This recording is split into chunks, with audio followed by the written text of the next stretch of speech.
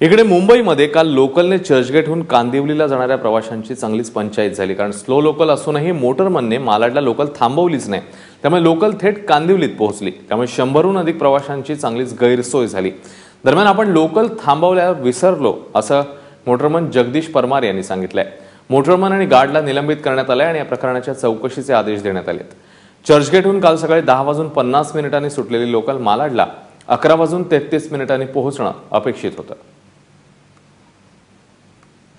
ही घटना नेमकी कशी घडली ते आता आपण बघूया ग्राफिक्सच्या माध्यमातून।